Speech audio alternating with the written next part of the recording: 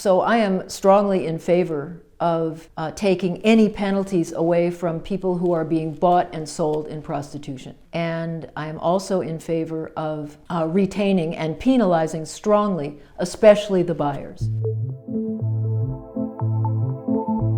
The demand for prostitution is what drives it. There would be no sellers if there were no buyers. It's my analysis and the analysis of a global movement of survivors. Generally speaking, the local pimps and procurers and brothel managers are often of the same disadvantaged ethnic and racial and national, sometimes religious even, group as the people who are being prostituted. It's the buyers who aren't. The buyers are the people with the real money, the real class privilege, the sexual privilege, and are using their masculinity to drive the profits of this industry, which is exploitive of the people who are bought and sold.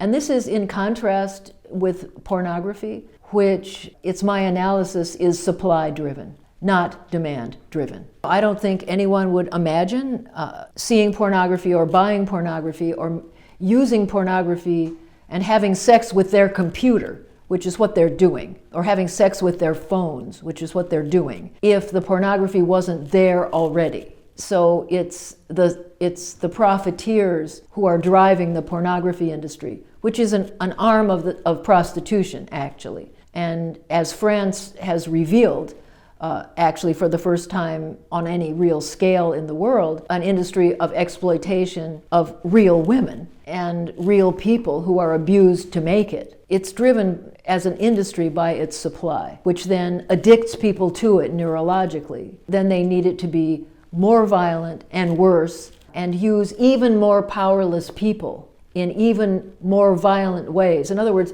violence isn't just this activity. Violence is the ultimately most powerful thing to do to another person. And so it's that exercise of power that is sexualized when it becomes more and more violent that the user needs in order to continue to be sexually stimulated by the pornography. So that's the neurological addiction. That is supply-driven, and the pornographers know it. They need to addict people to it in order to continue to make a lot of money. To do that, they need to keep using more and more powerless people, which is how younger and younger, more and more black and brown and covered girls and women and boys and children get used in the materials and pushed onto the consumer, who then enact it on people around them as well, and often use it to choose the people they want to rape. As an arm of prostitution, it's a technologically sophisticated form of trafficking in women,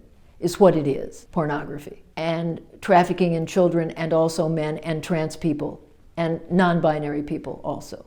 There's a particular use of trans people in it, but prostitution, the skin-on-skin version, is the same. And often the men who use the pornography also buy the people who they can access on the street.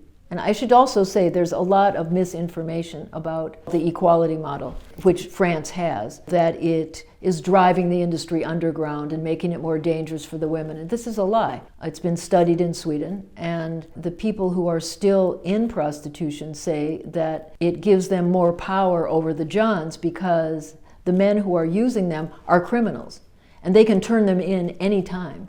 And they do if they don't pay, and if they force acts on them to which they did not agree, which they never could before, when they were criminals. No one can do anything to them. But the French law is by far the best in the world, passed under Hollande. The socialists understand what is necessary to exit prostitution and have provided adequate means for what the people who are in prostitution say they most need, which is a way to get out, which is true globally. That's the answer, what do you most need, of 85 to 93% of people in prostitution, whether they're in house and brothel or street, whether it's legal or illegal. Their answer is, I need to get out of prostitution, but I don't know how. So France has the answer to what they need, which is housing, because they're largely homeless. They need education in general. They need job training. They all have an idea of what they would really like to be doing and expect to do when they can get out of prostitution.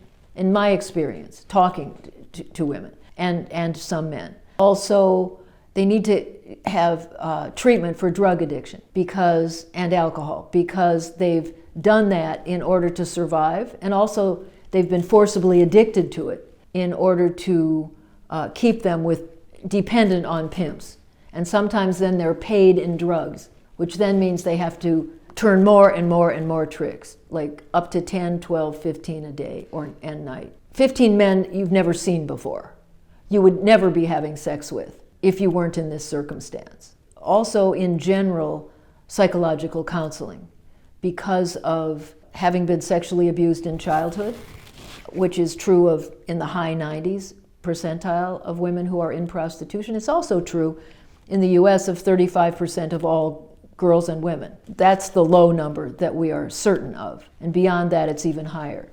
So it isn't that everyone who's been abused in childhood is in prostitution, but almost everyone who's in prostitution has been abused in childhood. So it makes you feel worthless, that the only way you can be valued and loved and approved is by giving men sexually what they want from you.